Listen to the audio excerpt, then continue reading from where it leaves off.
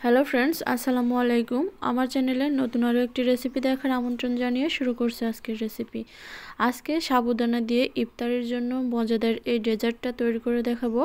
সারাদিন রোজা রাখার পর সব ক্লান্তি দূর করতে এই একটা ড্রিঙ্কসে যথেষ্ট। এতটাই মজা হয় খেতে, আপনারা বাসায় একদিন হলেও অবশ্যই ট্রাই করবেন। একদিন খেলে বারবার বানাতে ইচ্ছে করবে। ঠান্ডা ঠান্ডা এই ড্রিঙ্কসটি খেতে খুবই ভালো লাগে। তো চলুন মূল রেসিপিতে চলে যাচ্ছি। প্রথমেই আমি একটা বাটিতে নিয়ে নিচ্ছি পানি। এখানে আমি 1 কাপ পানি দিয়ে দিয়েছি, আর এর মধ্যে আমি দিয়ে দেব রয়্যাল জেলি, মানে স্ট্রবেরি জেলি। আপনারা চাইলে এখানে 1 চা চামচ আগার আগার পাউডার দিয়েও এই জেলিটা তৈরি করে নিতে পারেন। তো আমি এখানে রয়্যাল স্ট্রবেরি জেলিটা দিয়ে দিচ্ছি, কালারটা খুবই সুন্দর আসে। আর আপনারা চাইলে কিন্তু আগার আগার পাউডার আর সামান্য ফুড কালার এভাবে মিশিয়ে তারপর জাল করেও জেলিটা তৈরি করে নিতে পারেন। তো জেলিটা মেশানোর পরে এখন আমি চুলায় দিয়ে 2 থেকে 3 মিনিটের জন্য এটাকে জাল করে নেব।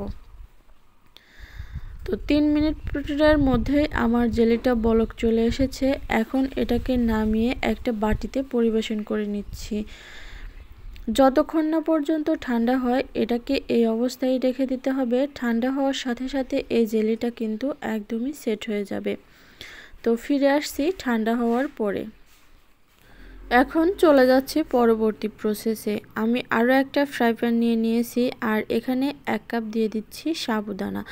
আপনারা আপনাদের টেস্ট অনুযায়ী সাবুদানাটা নিয়ে নেবেন, বা কম বা বেশি করেও নিতে পারেন।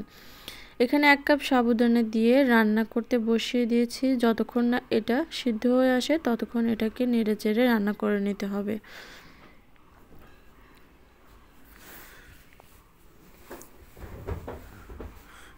তিন থেকে 4 মিনিটের মধ্যেই এটা খুব ভালোভাবে সিদ্ধ হয়ে যায়।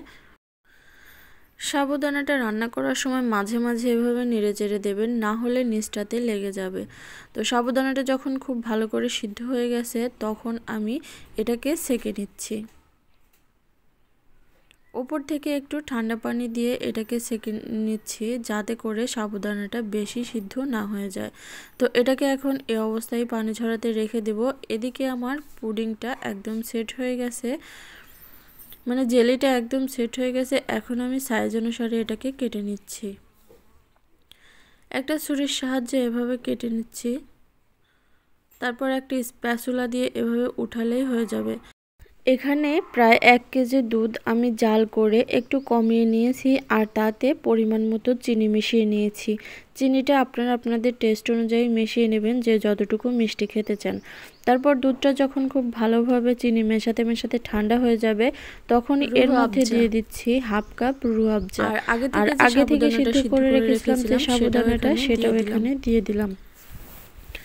তারপর দিয়ে দিচ্ছি জেলো পুডিং। এই জেলো পুডিংটা বানানোর সময় আমি কিন্তু কোনো রকম চিনি ব্যবহার করিনি, কারণ আমি যে রেডি জেলি পুডিংটা নিয়েছিলাম সেটার মধ্যে অলরেডি চিনি দেওয়া থাকে। আপনারা যদি আগার আগার পাউডার দিয়ে বানিয়ে থাকেন তাহলে এটাতে একটু চিনি দিয়ে দেবেন।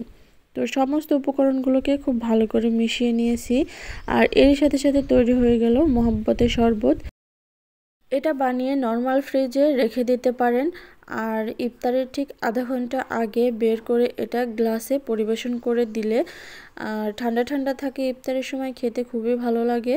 তো আমি এখন গ্লাসে পরিবেশন করে দিচ্ছি। আজকের আমার এই রেসিপিটা যদি আপনাদের কাছে ভালো লেগে থাকে অবশ্যই লাইক, কমেন্ট এবং বেশি বেশি করে শেয়ার করে দেবেন, আর আমার চ্যানেলটা সাবস্ক্রাইব করে পাশে থাকা বেল বাটনটা অন করে দেবেন। তাহলে পরবর্তীতে রেসিপি আপলোড করলে নোটিফিকেশন আপনাদের কাছে পৌঁছে যাবে।